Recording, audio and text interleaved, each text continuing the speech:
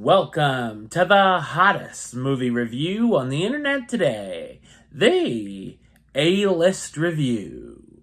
I'm your host, the Game Changer, Wes Troop, and it's time to go back to the theater. And it's been a pretty rough year for horror movies, but never fear, because a new Strangers movie is here. That's gotta be good, right? My review of the 2024 horror film, The Strangers, Chapter 1, coming up now.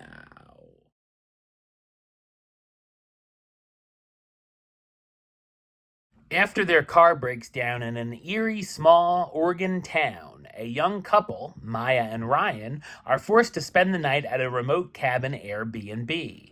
Panic ensues as they're terrorized by three masked strangers who strike with no mercy and seemingly no motive. So what did I think of The Strangers Chapter 1? I thought it's a terrible horror film. It's directed by Rennie Harlin, best known for directing films such as A Nightmare on Elm Street 4, The Adventures of Ford Fairlane, Die Hard 2, and Cliffhanger. This film is made to look like a prequel, but it's not, because it's set in modern times, so the tagline of seeing how the strangers became the strangers is dumb and doesn't tell us anything that we didn't know before.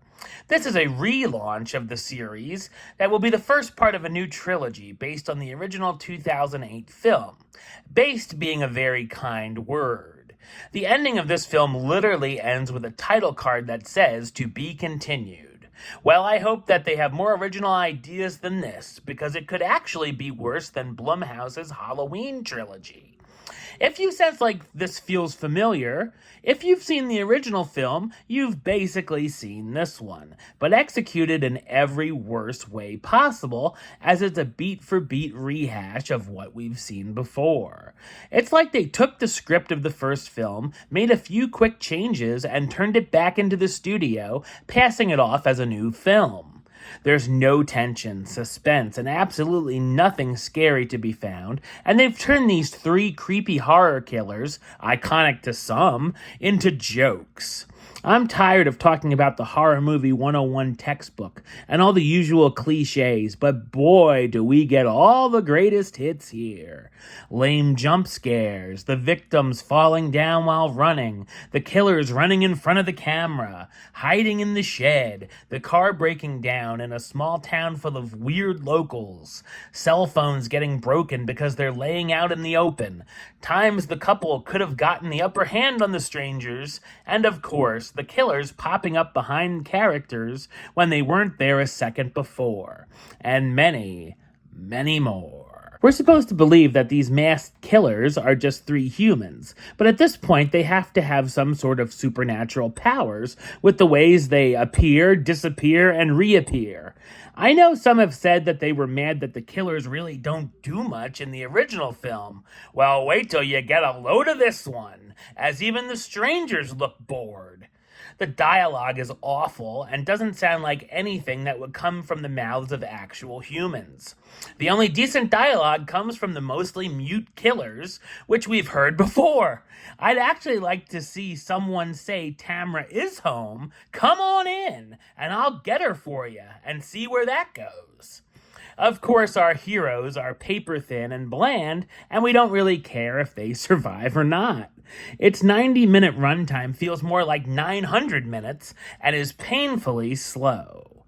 The cast stars Madeleine Petsch as Maya, the vegetarian heroine hiding for her life, Froy Gutierrez as Ryan, Maya's boyfriend, also trying to fend off the strangers, and Matas Lajak, Olivia Krutzova, and Letizia Fabry as the three strangers, Scarecrow, Dollface, and Pinup Girl. The Strangers Chapter 1 is a pointless rehash that's a waste of money and time, but if you want a lesson in how not to make a horror movie, take a seat and witness the suck. Speaking of one, I got a 1 for this movie, a 1 out of 10, which gives it the A-list rating of, I got 2 words for ya. Suck it. Alright, well that's the show. I'll be back with another review very soon.